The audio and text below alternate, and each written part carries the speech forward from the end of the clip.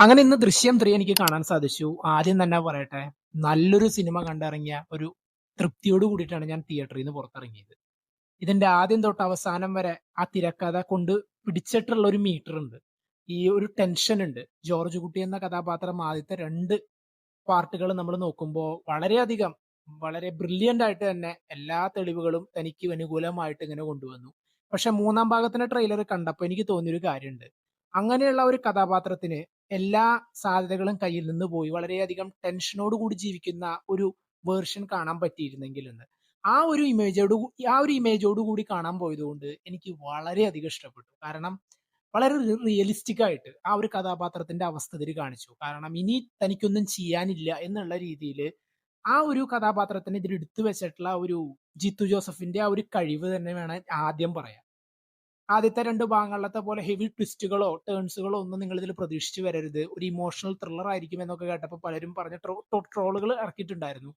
ഓ, അത് വെറുതെ പറയാണ്, ആളുകളുടെ പ്രതീക്ഷ കുറയ്ക്കാന്ന്. പക്ഷേ ആ ഒരു ഇമോഷണൽ ത്രില്ലർ എന്താണോ അത് ശരിക്കും പറഞ്ഞാൽ വളരെ നീറ്റ് ആയിട്ട് തന്നെ ഈ പടത്തിൽ എടുത്തു വെച്ചിട്ടുണ്ട്. ആൻഡ് മോഹൻലാൽ, നമ്മുടെ ലാലേട്ടന്റെ ആ ഒരു ഒരു പെർഫോമൻസ്, ഇതിലെ പല മൈന്യൂട്ട് ഡീറ്റെയിൽസ് ഉണ്ട്. ജോർജ് കുട്ടി ഇങ്ങനെ വളരെയധികം തിരക്ക് പിടിച്ച തന്റെ ജീവിതത്തിനിടയിൽ വിട്ടുപോകുന്ന ചില കാര്യങ്ങളൊക്കെ കാണിച്ച് വളരെയധികം തിരക്കൊക്കെ പിടിച്ച ഒരു ജീവിതമാണ് ആളുടെ നിന്ന് കാണിക്കുന്നുണ്ട്. അതെന്താണ്, എന്തുകൊണ്ടാണ് അങ്ങനെയെന്ന് ആദ്യം തൊട്ട് അവസാനം വരെ കൊണ്ടുവച്ചിട്ടുള്ള ഒരു ഒരു ഡീറ്റെയിലിംഗ് ഉണ്ട്. അത് നിങ്ങൾ തീർച്ചയായിട്ടും കണ്ടു നോക്കുക. പറയണ്ടല്ലോ, മലയാളത്തിന്റെ ഒരേ ഒരു മോഹൻലാൽ എന്ന് നമുക്ക് പറയാം. അദ്ദേഹത്തിന്റെ ആ ഒരു പെർഫോമൻസ് തന്നെയാണ് ഈ സിനിമയുടെ അടുത്തൊരു പോസിറ്റീവ്. ആൻഡ് തിരക്കഥയും അദ്ദേഹവും കൂടി ചേർന്നപ്പോൾ നമുക്ക് കാണാൻ സാധിച്ചത് ജോർജ് കുട്ടി എന്ന കഥാപാത്രത്തിന്റെ ഒരു ഫൈനൽ ഷോ ഡൗൺ ആയിട്ടാണ്.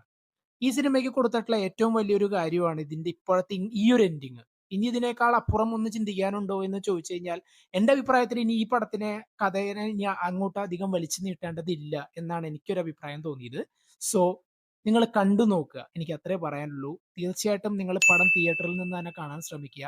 മറ്റുള്ള റിവ്യൂകളോ മുൻവിധികളോടോ ഒന്നും കൂടി കാണാൻ ശ്രമിക്കാതെ നല്ലൊരു പടം തന്നെ പ്രതീക്ഷിച്ചു പോവുക. നിങ്ങൾ ഈ പടം തൃപ്തിപ്പെടുത്തുമെന്നാണ് എനിക്ക് തോന്നുന്നത്. എന്റെ ഫൈനലായിട്ട് ഞാൻ ഒരു കാര്യം പറഞ്ഞോളട്ടെ. ഈ പടം കണ്ടു കഴിഞ്ഞതിന് ശേഷം എനിക്ക് കുറച്ചു നേരം ഞാൻ ആ സീറ്റിൽ ഇരുന്ന് പോയി. കാരണം അപ്പോ വളരെയധികം ആദ്യത്തെ 2 പാർട്ടിലത്തെയും ഈ പാർട്ടിലത്തെയൊക്കെ കുറെ കാര്യങ്ങളായിരുന്നു മനസ്സിൽ. അയാൾ എടുത്ത തീരുമാനങ്ങൾ ശരിയായിരുന്നോ തെറ്റായിരുന്നോ എന്നൊക്കെ. പക്ഷെ ഈ സിനിമയിലത്തെ ഒരു ഡയലോഗ് ഞാൻ കടമെടുത്തുകൊള്ളട്ടെ. അയാളുടെ കുടുംബത്തിന് വേണ്ടി അയാൾ ഏതറ്റം വരെയും പോകും.